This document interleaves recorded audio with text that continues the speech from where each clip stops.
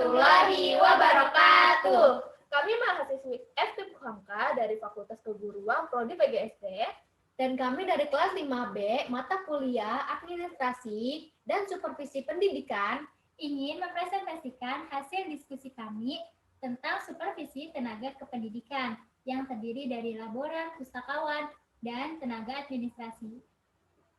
Selanjutnya kita perkenalkan terlebih dahulu. Nama saya Eka Febrianti. Nama saya Putri Suciwardani. Nama saya Devita Gusti Rahayu. Mari kita langsung ke materi ini saja. Cikidan. Yang pertama ada tenaga administrasi pendidikan. Nah, di sini ada proses pelaksanaan tenaga administrasi pendidikan yang terdiri dari perencanaan, pengorganisasian, pemberian bimbingan, pengkoordinasian, pengkomunikasian, pengkontrolan, dan penilaian. Nah, ya. Selanjutnya ada prinsip administrasi pendidikan yang terbagi menjadi 5 bagian. Yang pertama ada prinsip efisiensi. Apabila seorang administrasi ingin mencapai tingkat keberhasilan, maka ia harus menggunakan sumber, tenaga, dana, dan fasilitas yang tersedia secara efisien. Sehingga penerapan prinsip efisiensi menjadi bermakna. Lalu ada prinsip pengelolaan.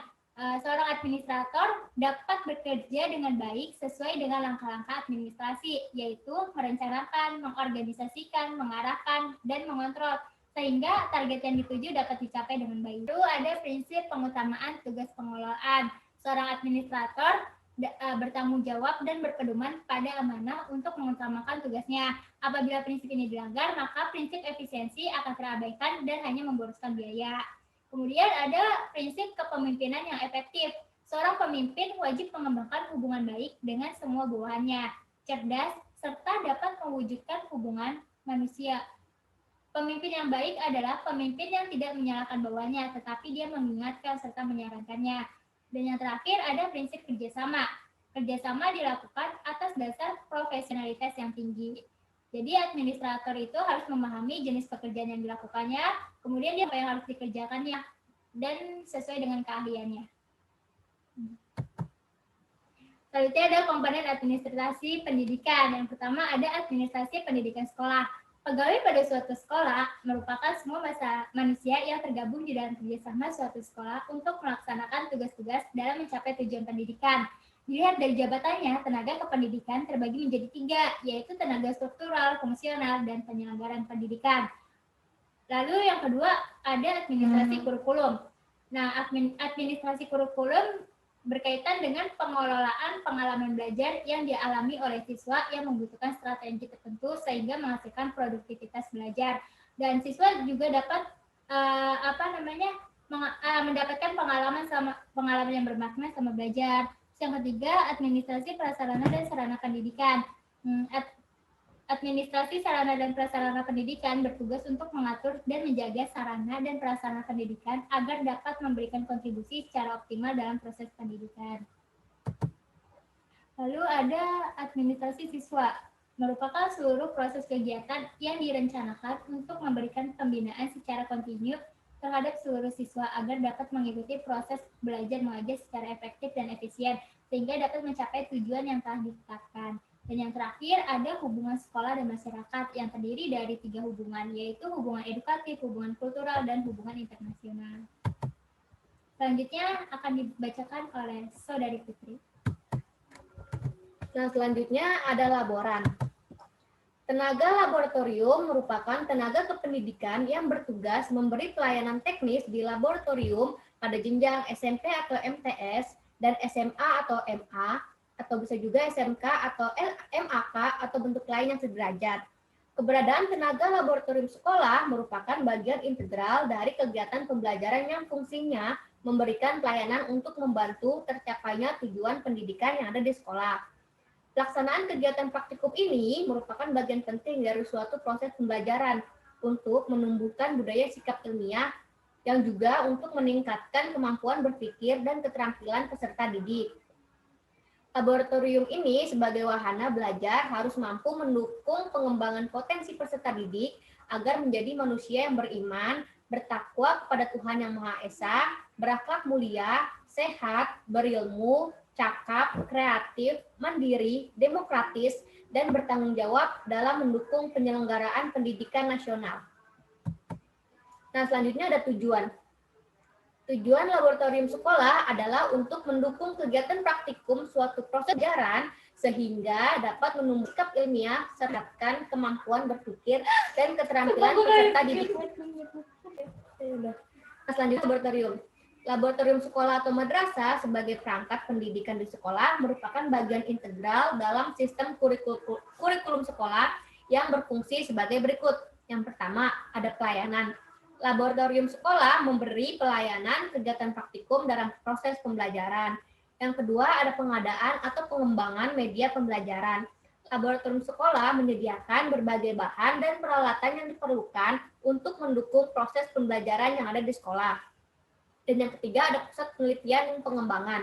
Laboratorium sekolah juga menyediakan berbagai bahan dan peralatan yang bermanfaat untuk melaksanakan penelitian bagi peserta didik, pendidik, dan juga tenaga kependidikan. Nah, selanjutnya di sini ada kualifikasi kepala laboratorium. Nah, di sini dua, ada melalui guru dan ada juga melalui jalur laboran atau teknisi. Yang pertama ada jalur guru. Syaratnya harus 1, berpendidikan minimal S1. Yang kedua, bertahun sebagai pengelola praktikum. Dan yang ketiga, bersertifikat kepala laboratorium sekolah dari perguruan tinggi atau lembaga yang ditetapkan oleh pemerintah. Dan yang kedua ada jalur laboran atau teknisi. Syaratnya pendidikan minimal diploma 3 atau D3. Yang kedua berpengalaman minimal 5 tahun sebagai laboran atau teknisi. Dan yang ketiga bersertifikat kepala laboratorium sekolah dari perguruan tinggi atau lembaga lain yang ditetapkan oleh pemerintah. Selanjutnya di sini ada teknisi laboratorium. Syaratnya minimal lulusan diploma 2 atau D8 dengan peralatan laboratorium dan yang tinggi dan juga yang sudah ditetapkan oleh pemerintah. Kedua, memiliki sertifikat teknisi laboratorium sekolah dari perguruan tinggi atau lembaga lain yang telah ditetapkan. Selanjutnya ada kualifikasi laboran. Kualifikasi laboran sekolah atau madrasah syaratnya minimal lulus S1 yang relevan dengan jenis laboratorium dan yang diselenggarakan oleh perguruan tinggi yang juga telah ditetapkan oleh pemerintah. Dan yang kedua, memiliki sertifikat laboran sekolah dari perguruan tinggi ditetapkan oleh pemerintah. Selanjutnya diisi kepala laboran. Yang pertama harus memiliki kompetensi kepribadian, yang kedua harus memiliki kompetensi sosial, juga harus manajerial, dan yang terakhir harus memiliki kompetensi profesional. Nah, selanjutnya ada kompetensi teknisi laboratorium atau laboran. Yang pertama harus memiliki kompetensi kepribadian, yang kedua kompetensi sekolah, yang ketiga kompetensi, dan yang keempat kompetensi administrasi. Nah, di sini ada tugas kepala laboratorium. Pertama, merencanakan kegiatan pengembangan laboratorium di sekolah. Yang kedua, mengelola kegiatan laboratorium sekolah. Yang ketiga, memberi tugas teknisi dan laboran laboratorium sekolah.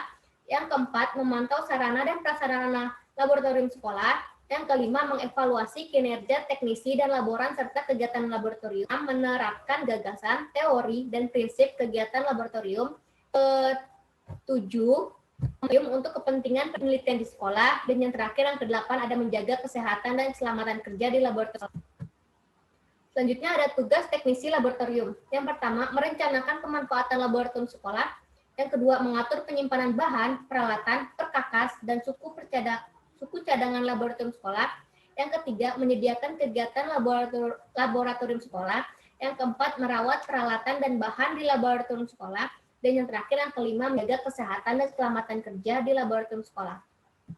Nah, terakhir di sini ada tugas laboran laboratorium. Yang pertama, menginventarisasi bahan praktikum. Yang kedua, mencatat kegiatan praktikum. Yang ketiga, merawat ruang laboratorium. Yang keempat, mengelola bahan dan peralatan laboratorium. Yang kelima, melayani kegiatan praktikum. Dan yang terakhir, menjaga kesehatan dan keselamatan kerja di laboratorium sekolah. Selanjutnya akan dibacakan oleh Devita. Selanjutnya di sini ada pustakawan. Pustakawan itu sebagai seorang profesional yang harus memiliki kemampuan untuk memperpadukan aspek keahlian atau kompetensi dalam bidangnya dengan aspek mentalitas etis yang menjadi penilaian orang tentang suatu profesi ialah hasilnya, yaitu tentang mutu jasa atau baik buruk penanganan fungsinya, Dalam situasi yang penuh tantangan dan kompetitif, kunci keberhasilan profesi seorang pustakawan terletak pada derajat keahliannya dalam menjalankan tugas dan fungsinya yang didapat melalui proses pembelajaran dan pelatihan sampai tingkat kesempurnaannya dipersyaratkan, dan jelas kompetensi tersebut tidak bisa didapat melalui jalan pintas. Di sini ada kompetensi pustakawan. Dalam pembangunan reputasi atau personal branding, seorang pustakawan dituntut mengembangkan suatu kemampuan khusus atau kompetensi dalam bidang tertentu yang dikuasainya dengan senantiasa belajar dan memperbaiki kemampuannya sehingga semakin piawai dan kreatif dalam bidang tersebut. Prinsipnya adalah pustakawan harus selangkah lebih maju dari orang lain dalam bidang yang ditekuninya. Tugas dan fungsi pustakawan yaitu mendukung dan memastikan kelancaran proses pembentukan pengetahuan lewat layanan-layanan informasi yang diberikannya. Oleh karena itu, pustakawan harus mampu menentukan jenis-jenis informasi yang sesuai dengan kebutuhan penggunanya untuk meningkatkan pengetahuannya. Dengan kata lain, peran profesional pustakawan yang penting adalah sebagai penyaji informasi yang relevan dan berkualitas. Pustakawan harus mampu menyediakan fasilitas, suasana, dan sistem yang memungkinkan pencarian dan penemuan informasi yang relevan dan berkualitas di tengah banjir informasi yang semakin deras melanda para pengguna perpustakaan dan pencari informasi pada umumnya.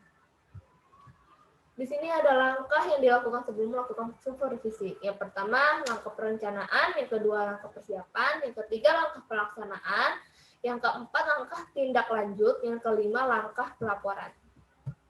Selanjutnya ada peran pustakawan. Di sini ada edukator atau pendidik, yaitu mengembangkan kepribadian, mengajar adalah mengembangkan kemampuan berpikir, dan melatih adalah membiasakan dan mengembangkan keterampilan. Yang kedua, manajer. Di sini hakikatnya pustakawan itu adalah manajer informasi yang mengelola informasi pada satu sisi dengan pengguna informasi pada sisi lain. Yang ketiga ada administrator, yaitu pustakawan harus mampu menyusuri, melaksanakan, dan mencapai tujuan, kemudian mengupayakan perbaikan untuk mencapai hasil yang lebih baik, dan mengevaluasi program perpustakaan, serta dapat melakukan analisis atau hasil yang telah dicapai. Yang terakhir ada supervisor, di mana pustakawan harus dapat melaksanakan pembinaan profesional untuk mengembangkan jiwa kesatuan dan persatuan antar sesama pustakawan, sehingga dapat menumbuhkan dan meningkatkan semangat kerja dan kebersamaan.